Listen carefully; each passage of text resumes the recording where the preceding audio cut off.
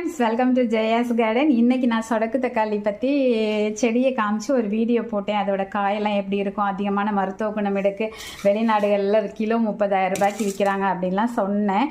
இப்போ அந்த சொடக்கு தக்காளியை வச்சு தாங்க ஒரு குழம்பு செய்ய போகிறோம். அதுக்கு மண் பாத்திரம் வச்சுருக்கேன், ஆயில் கொஞ்சோண்டு விட்டுருக்கேன், கடுகு போட்டுக்கலாம். அது பொரியிற நேரத்துக்குள்ளே இங்கே நம்ம சுடக்கு தக்காளியை வந்து ஒரு மாதிரி ஒரு சின்னதாக ஒரு ஜிமிக்கி மாதிரி இருக்குங்க.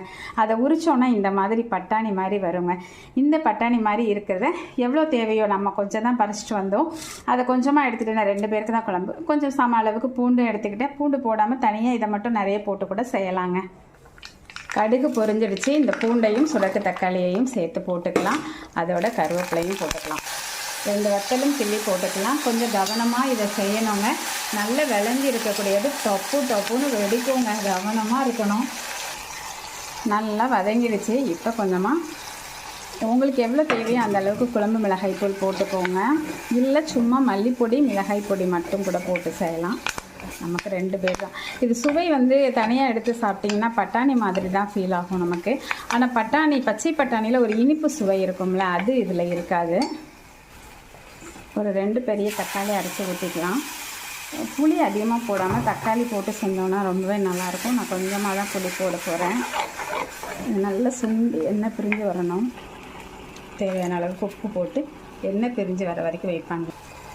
இந்த அளவுக்கு எண்ணெய் பிரிஞ்சு தக்காளியோட அந்த ராஸ்மெல்லாம் போயிடுச்சு. இப்போ கொஞ்சமாக புளி கரைச்சி விட்டுக்கலாம். இதோட ராஸ்மெல்லாம் போகிற வரைக்கும் நம்ம வெயிட் பண்ணிவிட்டு இறக்க வேண்டியதான். இது ரொம்ப அட்டகாசமாக இருக்குங்க. இதை வந்து சாதத்தில் சுடுசோறு குழஞ்ச சாதத்தில் போட்டு சாப்பிட்டா தொட்டுக்கவே எதுவுமே இல்லாமல் சாப்பிடலாம். அந்தளவு சுவையாக இருக்கும். இதில் என்ன அளவுக்கு மருத்துவ குணங்கள் இருந்துச்சு அப்படின்னா, வெளிநாட்டுக்கு இதை ஏற்றுமதி பண்ணி அதுவும் 30,000 ரூபா கிலோனா நினச்சி பாருங்கள் எவ்வளோ மருத்துவ குணங்கள். அவங்களுக்கு தெரிஞ்சிருக்கு இதோட வேல்யூ. ஒவ்வொரு நாட்டிலையும் ஒவ்வொரு விதமாக அதிகமான விலைக்கு விற்கப்படுகிற ஒரு விஷயம். ஆனால் இது நம்ம ஊரில் கலைச்செடி. இதோட மருத்துவ பயன்கள் என்ன அப்படின்னா நீங்கள் கூகுள் பண்ணி பார்க்கலாம். இல்லை ஜெயாஸ் கார்டன் சேனலில் சொடக்கு தக்காளியினுடைய மருத்துவ பயன்கள் அப்படின்னு சொல்லி வீடியோவும் போட்டிருக்கேன். அதையும் நீங்கள் செக் பண்ணி பார்த்துட்டு கண்டிப்பாக இதை வளர்க்கறதுக்கான முயற்சி பண்ணி கண்டிப்பாக வாரத்தில் ஒரு நாளாவது இந்த சொடக்கு தக்காளியை குழம்பு வச்சு சாப்பிடுங்க.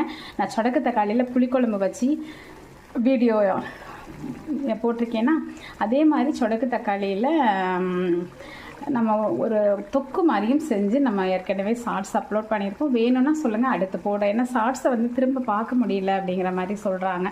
ஸோ அதனால் இதுவும் நல்லா கொதிக்கட்டும். சூப்பராக ரெடி ஆகிடுச்சு. எண்ணெய் பிரிஞ்சு எவ்வளோ அழகாக இருக்குது பாருங்களேன். ஸ்டவ்வையும் ஆஃப் பண்ணிவிட்டு வேறு பாத்திரத்துக்கு மாற்றி.